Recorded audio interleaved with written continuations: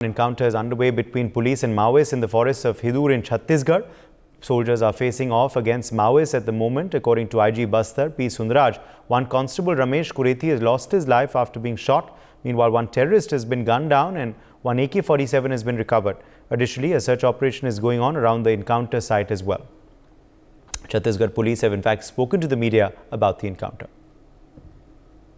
सुबह पुलिस और बीएसएफ द्वारा संयुक्त ऑपरेशन किया गया ग्राम हिदूर जो छोटे विद्या के पास उस जंगल में आज सुबह मुठभेड़ हुआ है, जिसमें रमेश कुरेटी नाम का हमारा जवान शहीद हुआ है जो बस्तर फाइटर्स में भर्ती था। और इस मुठभेड़ में एक नक्सली का शव भी बरामद हुआ है।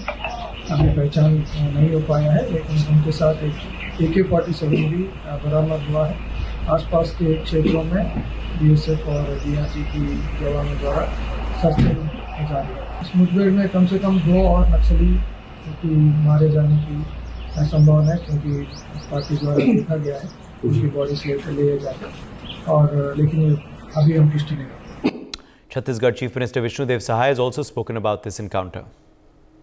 नक्सली नहीं चाहते हैं कि मतलब लोगों तक शासन की योजनाएं पहुंचे, उनके बसाहट तक सड़क पहुंचे, बिजली पहुंचे, पानी पहुंचे, उनके घरों में गैस का सिलेंडर पहुंचे, राशन पहुंचे, ये सब नहीं चाहते हैं।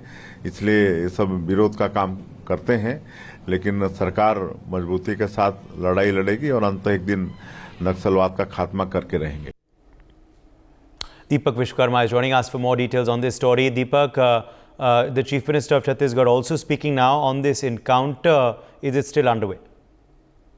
जी देखिए, सबसे महत्वपूर्ण बात यह है कि जानकारी ये निकल के आई थी कि हुरूर में सुबह से ही नक्सली मुठभेड़ हो रही है। और सबसे महत्वपूर्ण बात यह है कि सीआरपीएफ और बीएसएफ के दोनों जवान और उसके साथ साथ नक्सली, लंबी मुठभेड़ चली है, 3 से 4 घंटे ये मुठभेड़ चलती है। और उसके बाद जानकारी ये निकल के आती है कि हमने अपना एक जवान खो दिया है। हालांकि जानकारी ये भी निकल रही है कि 2 नक्सलियों के भी मारे जाने की खबर है, लेकिन सबसे बड़ा सवाल यही उठता है कि लगातार इस तरह की वारदातें क्यों हो रही हैं।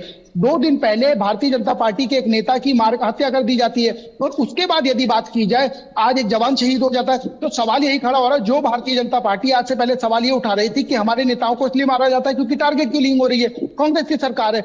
लेकिन अब सवाल ये खड़ा हो रहा है, अब आपकी सरकार आ गई, 60 दिन से ज्यादा का समय बीत गया है, ऐसा क्या हो रहा है कि हमारे जवान शहीद हो रहे हैं, आपके खुद के नेता मारे जा रहे हैं, आप क्या करना चाह रहे हो। और सबसे महत्वपूर्ण बात यह, इससे पहले एक बच्ची की मौत की जानकारी आपको ज्ञात होगी, उससे पहले तमाम घटनाएं हो चुकी है। और जब लगातार इस तरह की घटनाएं हो रही हैं, तो अब आप किसको दोष देंगे।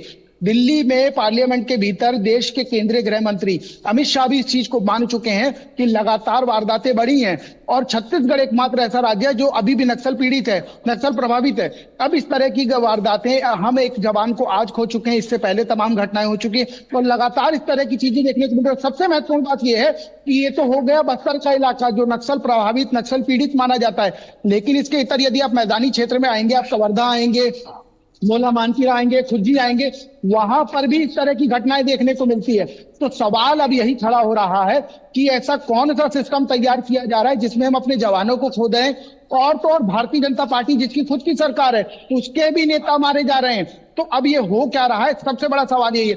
हालांकि पूरे मामले पर मुख्यमंत्री से भी ये पूछा गया कि इस पूरे मामले पर क्या दिल्ली को अवगत कराएंगे, क्या उनको पूरे मामले को बताया जाएगा। तो हालांकि ये कहा गया है कि हम पूरी घटना को, पूरी चीजों को विस्तृत ढंग से बता रहे हैं। अब देखना ये होगा, सामने लोकसभा चुनाव है, तो इस तरीके से नक्सली दबाव बनाने की कोशिश कर रहे हैं, क्योंकि घंटों मुठभेड़ चलना आप समझ सकते हैं, क्योंकि नक्सली जो मारे जाते हैं वो बॉडी नहीं छोड़ते।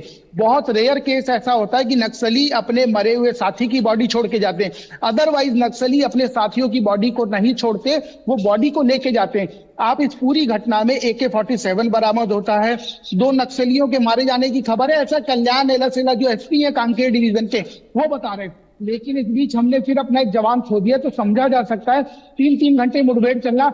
आप ये समझिए 3 घंटे जब मुठभेड़ चल रही है तो किस तरह की स्थिति होगी, क्योंकि 3 घंटे मुठभेड़ चलाने के लिए आपके पास असलाह कहां से आ रहा है, गोलीबारी कहां से आ रही है, इतने हौसले कैसे बुलंद हैं, क्योंकि 3 घंटे यदि मुठभेड़ चलती है तो आप ये समझिए कि कितना सारा असला आपके पास होगा, कितने आपके नक्सली वहां मौजूद होंगे। और यहाँ से जिस तरीके से जवान लोहा ले रहे थे, जिस तरीके से जवान पूरी लड़ाई लड़ रहे थे, उससे एक बात साफ हो गई है कि कोई ना कोई निर्णय जरूर लेना होगा, क्योंकि पार्लियामेंट में मान लेना केंद्रीय गृह मंत्री द्वारा कि हाँ छत्तीसगढ़ में नक्सलवाद व्याप्त है, छत्तीसगढ़ के कुछ जिलों में व्याप्त, ये मान लेना ये ठीक है, लेकिन इसके लिए कदम क्या उठाए जा रहे हैं, चर्चा क्या की जा रही है? क्योंकि अब तो ये होने लगा है, आज से पहले तो जवानों की शहादत हो रही थी, अब तो भारतीय जनता पार्टी के खुद के नेता भी मारे जा रहे हैं।